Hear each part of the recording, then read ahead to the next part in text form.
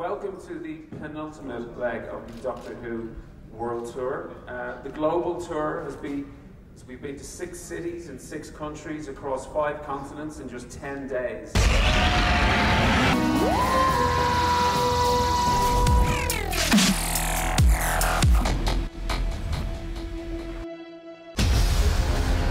The Doctor needs us, you more than anyone. Bring the carriage, now! My childhood obsession with Doctor Who lasted through my childhood, through my adolescence, just to the cusp of manhood, and indeed eventually to maturity. Here I am as Doctor Who. I didn't expect that to happen, but I was just crazy about the show. It started when I was 5. I loved it, and I watched it avidly, but I never really thought that I would play Doctor Who. But the good thing is that I think it meant that it sort of got into my DNA, so I sort of carried it with me because I was brought up on it. So some things in Doctor Who I find very easy, and some things very, very difficult. Chemistry. That's a really interesting question, because I think really the key is just to let it happen, and actually it's not really something that you can control. And the sooner that you relax and start enjoying the process together, then it will just, the dynamic kind of takes its own shape and becomes whatever it is going to become. But you know, it's not really something that you can force or control. And the thing is, Peter makes me laugh more than probably anybody that I've ever met. So it made it very easy for me and very enjoyable for me to be around him every day. If we do a story set in Mexico again, because we did one in 1964, I remember making that one well, called the Aztecs, it's whether it'd be easier to recreate it in Cardiff, we don't know. So send us information on what your best locations are. Do any parts of Mexico look exactly like Alien Planet? Many. Well, that's a very good start. Is the Doctor a Whovian? I don't think so. I don't think he particularly. I think he's so fabulous. This one. I think he. Some of them I think in the past have, but I think he is somebody who's passionate and enthusiastic about this great gift that he's been given to explore time and space. But part of his struggle is that I think he doesn't. You know, some things he's very arrogant about, but other things he's not. So I don't think that he would be checking out websites about himself. What's amazing is seeing the creativity of the fans. And I think that's something that's really struck me, is seeing how people are able to put together fabulous title sequences and stories and artwork and share all of that. And the quality of that is so high. But that's incredibly impressive, and that seems to me a new thing. But we have very direct experience of that, don't we? Well, the title sequence you'll see tomorrow night comes from a fan uploading a brilliant version of the Doctor Who title sequence on YouTube, and me seeing it and getting in touch and bringing him in to do it because it was so brilliant. That is the thing to say about online fandom. Amongst all the negative things that one can find to say, you should really be talking about the extraordinary creative response that it engenders, which is, you can see the nastiness elsewhere. I cannot see any other show that stimulates people to such acts of creation as Doctor Who does. That is what is special and unique about Doctor Who. And some of those people will be the next showrunner or the next Doctor. I mean, that's all that happens. So I find it, as an ex-school teacher, quite thrilling to see that. I think it was great at the 50th to celebrate that milestone. I thought it was a little bit like creating a memorial to yourself while you're still alive, which doesn't really feel very healthy. So I'm really quite excited that we're moving forward again. We're not just looking back. Essential feature of the companion, yes. I think it's to have a curious, adventurous spirit, and to be brave, and also the ability to ask lots and lots of questions.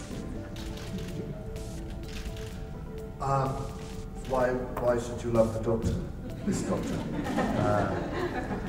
Because he's a full set of eyebrows, which he uses a lot, because he can be impatient and fierce, but but he struggles with himself. He really wants to be a good man, but his past haunts him, and his very severe moral code can often leave wreckage behind, and he has to deal with those consequences. He's also not always in control of himself. He's not always what he wants to be. But what he wants to be is a good thing. So in that way, he's kind of like most people, really. I don't want to make him seem not extraordinary, because he is extraordinary, but that struggle that he has is a very human one, which is very unusual for the hero of a show like this. I think it is a trick to avoid death. I think the Doctor is very frightened of it. I mean, I think he finds it a genuinely alarming thing to go through. But imagine if someone said to you, "We're going to save your life, but when we finish saving your life, you won't look the same, or feel the same, or act the same." You'd be staring into the mirror and saying goodbye. What an odd thing to feel, that you'll be there in a moment, but you'll be totally different. And when I was thinking about it this time, I was remembering talking to a few years ago to my little boy, who was asking what was going to happen in the future, and I said, "Well, I'm going to get old and grey, you're going to get bigger than me." And he sort of thought about this for a moment and said,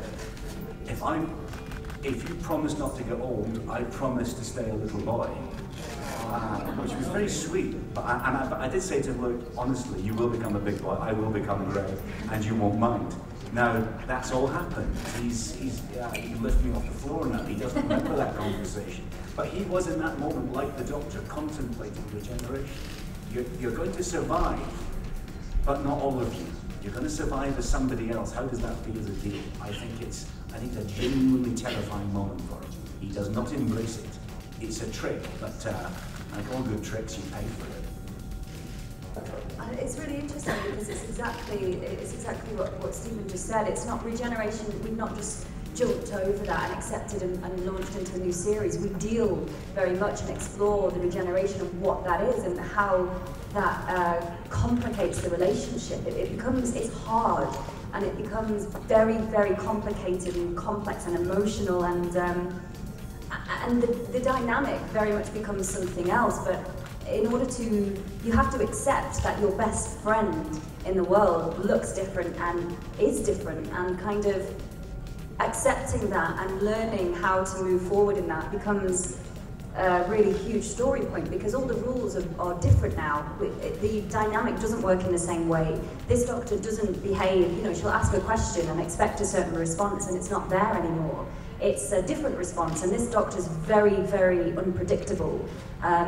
So it's really interesting because the dynamic is kind of thrown up in the air, and we really see Clara out of control. We see the control freak out of control, and the kind of chaotic nature this Doctor brings upon her life, and how she deals with that, and kind of balances a normal life being a school teacher and also traveling with this Doctor. But she's bound to him, and she's kind of deeply, deeply addicted and loves him, so there's no walking away here. She just has to, they both have to find a new way together, and that's been a really interesting and complicated story to tell. Peter, so you have an Oscar for a short film. Do you have any plans to direct any of the episodes while you're Doctor Who? No.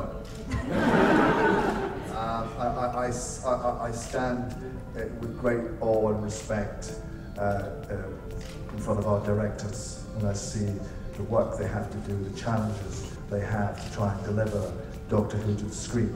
Doctor Who looks fabulous, and the reason it looks fabulous is because we have incredibly hard-working, gifted crew who will work above and beyond, the call of duty, in order to make it so, because the money isn't always there to make it look as expensive as it does. I have directed in the past simply because I'm interested as an actor in all the processes of filmmaking, but I don't really have an ambition to be a director.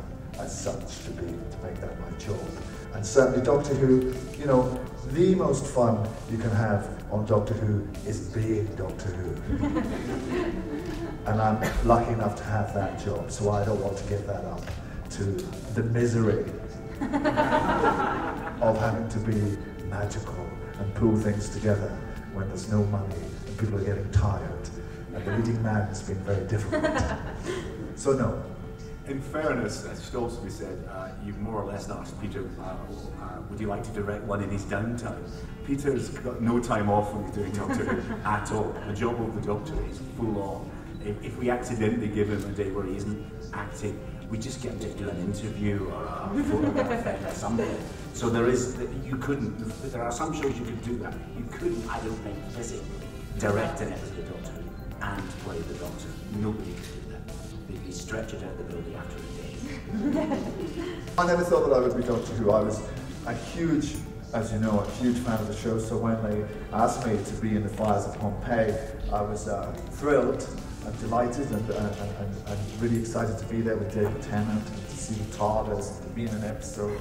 But I thought that would be it. I thought that would be my, Doctor Who moment, which was great, and I was very happy with that. So it came as a complete surprise when they came to me and asked me if I would be interested.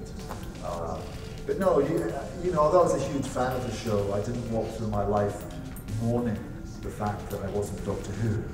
And I've been a professional actor for 30 years, so I just got on the business of doing all the other wonderful parts that I was very lucky to stumble into. But this is the best one on Doctor Who. Do you know, I think I do go through my life mourning the fact I'm not Doctor Who. I think that would be brilliant. Sherlock and the Doctor. It will never happen, I absolutely promise you. Never, ever, ever. It would be a novelty moment, it would be a great poster, but what would you do with the two of them? As Mark says, it would be better in your imagination than it ever actually would be. You don't need more than one freakish genius in a scene. You take it from the guy, and I had to write the 50th. Okay? There were 3 of them because I had to lock them up in a cell just to stop them solving the problem too quickly. So it's not going to happen. The other thing, as a part of Doctor Who continuity, Sherlock Holmes is a fictional character in Doctor Who's universe. He's even dressed up as him. Yeah. And Madame Vastra is actually Sherlock Holmes. Doyle is basing, according to the Doctor, is basing Sherlock Holmes stories on Madame Vastra. So the nearest you get to that crossover is a lesbian reptile. I remember one day when I was like 9 or something, going out and walking around the park and hoping that I might be able to find the TARDIS, that it might be there and the door might open and he might come out and we might go out off on an adventure. And I think that's one of the wonderful things about it. It has this sense of basically escapism. The great thing with Doctor Who is there never was an episode 1. The Doctor was already adventuring in the very first episode. So the fact is, every single episode of Doctor Who is episode 1. You can start right now. All you need to know is it's really good. Just watch it. Nobody ever started watching Doctor Who at the very beginning except Peter Capaldi. He's the only one left. Even I didn't. So nobody's done that. So as a jumping on point for the show, deep breath. The next one, just watch it. It's dead easy. It's a man who can travel anywhere in time and space in a box that's bigger on the inside. What could be better than that? I do think it's like Robin Hood now. It's like King Arthur. Those stories, Doctor Who stories will, I regret to inform you, outlive you all. There will be doctors you never see. So I do actually think, and it's a very rare and special thing, and possibly the only time that television has done it, is to create a myth that is as big as Robin Hood, is as big as those things.